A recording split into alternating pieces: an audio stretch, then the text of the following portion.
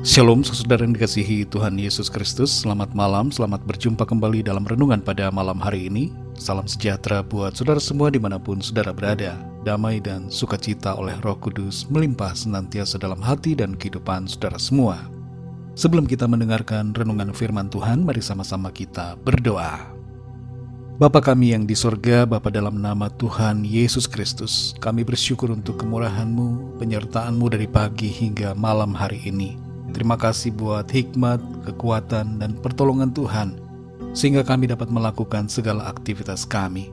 Pada saat ini kami mau mendengarkan sabda firman-Mu, urapi setiap kami dan berikan kami pengertian untuk memahami akan kehendak-Mu. Dalam nama Tuhan Yesus kami berdoa. Haleluya. Amin.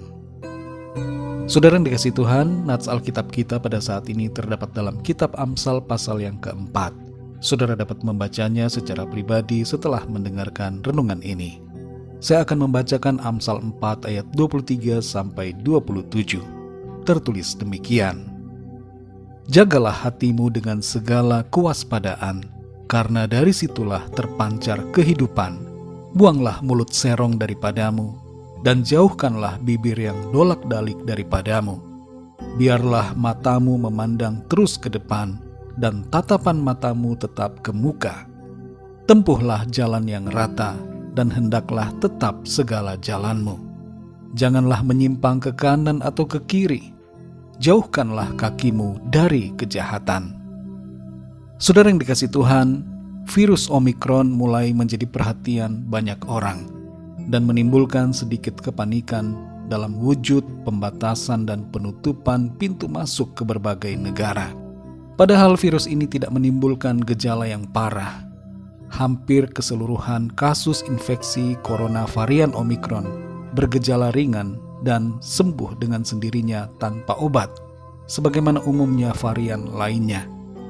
Menanggapi varian Omikron, seorang dokter dari Israel mengatakan bahwa Omikron adalah vaksin dari segala vaksin corona. Karena Omikron sebenarnya adalah virus lemah yang ketika masuk ke tubuh akan memberikan kekebalan alami terhadap COVID-19. Tahun baru ini, saudara, mari kita mulai kembali berfokus memandang kepada Tuhan Yesus, agar hati kita kuat dan iman kita teguh.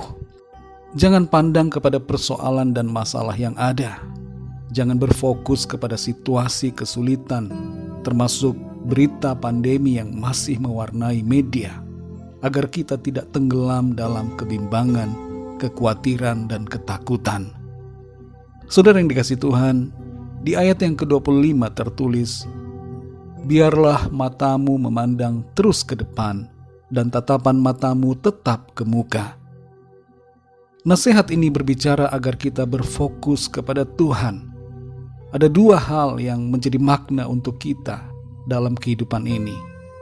Yang pertama adalah pandang pada Tuhan agar kita tetap dalam jalan kebenarannya. Jangan menyimpang ke kanan atau ke kiri, yaitu kepada perbuatan-perbuatan dosa yang tidak berkenan kepada Tuhan. Teruslah pandang kepada Tuhan Yesus, agar setiap kita tidak tergoda untuk berpindah dari jalan yang lurus, yaitu jalan kebenaran yang membawa kepada kehidupan. Dalam Ibrani 12 ayat 2 bagian A tertulis, marilah kita melakukannya dengan mata yang tertuju kepada Yesus, yang memimpin kita dalam iman dan yang membawa iman kita itu kepada kesempurnaan. Yang kedua, saudara, pandang pada Tuhan agar kita tidak goyah dalam iman. Ketika Petrus sedang berjalan di atas air dan pandangannya mulai berubah fokus kepada angin dan gelombang, muncullah kebimbangan dan ia mulai tenggelam. Mari kita belajar dari hal ini, saudara, untuk terus memandang kepada Tuhan Yesus. Melangkahlah dengan mata rohani yang selalu tertuju kepadanya. Sekalipun ada gelombang, ada angin badai, ada masalah persoalan, kita tetap kuat dan teguh untuk melangkah. Saudara yang dikasihi Tuhan, kemana fokus pandangan kita saat ini sedang terarah? Apakah kepada masalah persoalan? Apakah kepada kesenangan dosa? Ataukah tetap tertuju kepada Tuhan Yesus? Kalau kita selama ini telah beralih fokus dari Tuhan, mari kembali fokuskan hati kita, pandangan rohani kita kepada Dia yang adalah sumber kehidupan dan jalan kebenaran. Ketika kita terus memandang pada Tuhan Yesus, berpegang pada firman-Nya, kita akan selalu kuat dalam iman, tidak goyah, tidak khawatir, tapi bersukacita, bersemangat, dan berpengharapan karena Tuhan. Penyertaan, perlindungan, dan kuasa Tuhan selalu disediakannya bagi kita yang percaya dan mau setia memandang kepadanya. Mari kita berdoa, saudara. Bapa kami yang di sorga, Bapa, dalam nama Tuhan Yesus Kristus, kami bersyukur untuk firman-Mu yang sudah kami dengar pada saat ini, mengajar kepada kami semua untuk memandang hanya kepadamu. Seringkali situasi yang ada membuat kami tergoda untuk berfokus dan beralih kepada hal-hal yang kelihatannya mengganggu kehidupan atau yang nampak menyenangkan, sehingga kami mulai khawatir, kami cemas, kami takut, atau sebaliknya kami mulai mundur dari iman dan mulai terjerumus kepada kesenangan dosa. Tapi firman-Mu Tuhan hari ini kembali mengingatkan kami untuk terus berfokus, memandang hanya kepadamu. Kami mau arahkan mata iman kami supaya tertuju hanya kepadamu Tuhan Yesus. Di tengah masalah persoalan, dalam berbagai godaan dunia ini, kami mau melangkah dalam jalan-jalan kebenaran-Mu. Terima kasih Tuhan untuk firman-Mu.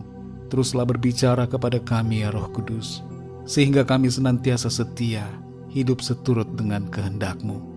Lindungi kami Tuhan di sepanjang malam ini. Berkati kami dalam tidur kami.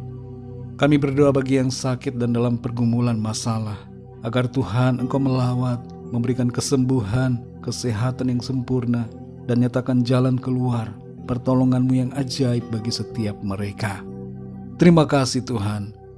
Kami percaya berkat damai sejahtera dan kasih karunia Tuhan senantiasa berlimpah dalam hidup kami. Dalam nama Tuhan Yesus Kristus, Tuhan dan Juru Selamat kami berdoa dan mengucap syukur. Haleluya, amin. Puji Tuhan, saudara yang dikasih Tuhan, saya percaya firman Tuhan menjadi berkat dan kekuatan buat saudara semua, dan Roh Kudus akan menolong saudara untuk lebih lagi memahami kebenaran firman Tuhan. Tuhan Yesus memberkati saudara semua. Sampai jumpa dalam renungan yang berikutnya. Haleluya.